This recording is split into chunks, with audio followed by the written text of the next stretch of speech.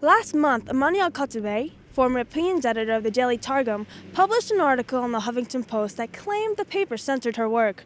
The article was prompted by a controversial piece Amani had put in the opinions section that was directed to Rutgers Hillel, a cultural and religious center for Jewish students on campus. The opinion criticized Rutgers Hillel's financial spending in respect to its donated and private money. Less than a week later, Hillel publicly demanded an apology from the paper.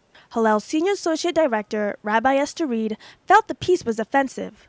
It also had in its typical anti-Semitic tropes that Jews are really good at raising money, or Jews are have an affinity towards money, and that's something that you see very commonly in anti-Semitic literature.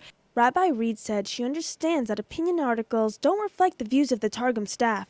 At the same time, I think there are places where people who are responsible for publishing something will have the editorial ability to make a decision whether it's appropriate content or inappropriate content. Before Al-Khatibeh published her article online, she expressed interest in putting it in the Targum.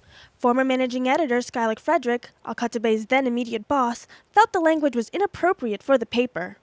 We didn't want that language to be written in our own paper about us.